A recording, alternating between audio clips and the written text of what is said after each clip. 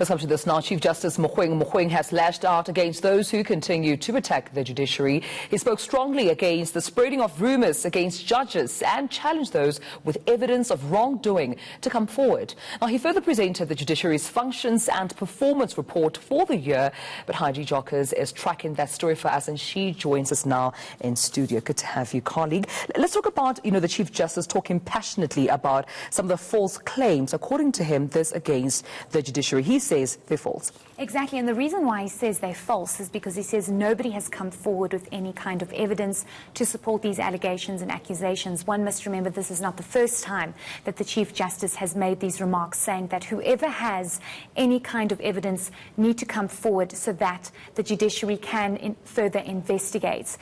Basically saying that if there's one rotten apple or a number of rotten apples, this needs to be identified so that those rotten apples don't spoil the image of the judiciary. Of course, it's very vital for that image to remain extremely credible, given the fact that, we trust them to make sure that they hold up the law and the Constitution. But he was very, very outspoken about that, saying that he's tired of these false accusations and it needs to stop. He called them faceless people without proper evidence. And if people do have evidence, they must come forward. Yeah, he spoke very passionate about that. We saw even the previous briefing that he had speaking about that. Let's come to another point now. Of course, the Victims of Crime report have released sexual offences statistics. He spoke about that passionately, but he says instead of just giving harsher sentences, we need to get to the root cause. Exactly, and I think we were all so taken aback by that specific part of his speech, because he was saying that the magistrates are giving harsher sentences. He says that is not something that needs to suddenly be implemented. He's saying that instead, stakeholders and the judiciary and everybody together in society need to come together to actually deal with the problem. There's a deeper problem here. How does an 89-year-old rape a 6-month-old or a 6-year-old? So he's saying that something further needs to be done. Sexual offences courts need to be re-established. Proper people need to be put into that court. But let's listen to the Chief Justice. We still have to have a deliberate plan to deal with the root causes of these problems. Why does somebody find it possible? A 40-odd, 60-odd years old person to rape a 6-month-old person, 6 years, 89-year-old. What is going on? Magistrates have been imposing harsh sentences on these people. Check the record.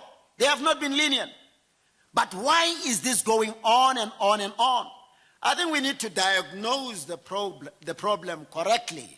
I can feel the passion there coming in from the Chief Justice. He also said a mouthful, Heidi, when he came to the state of our courts. Exactly, and this is exactly what the report was about, speaking about the state and the performance of our courts, of our judiciary. But one must remember that 260 million rand was given to the Public Works Department to specifically deal with upgrading and developing the various courts. He spoke to the issue of the fact that the courts are in a complete state. He said that how is it possible that you have various court cases happening, you have judges, you have magistrates in place, and they're working in very bad courts, very bad conditions, bad buildings, haven't been upgraded.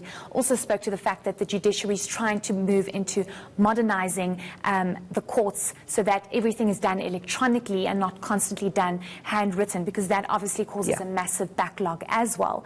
But basically saying that it's almost a disgrace to have our courts in such a condition, and basically slamming the Public Works Department about this. Let's listen to what he had to say specifically about that. It's known by everybody.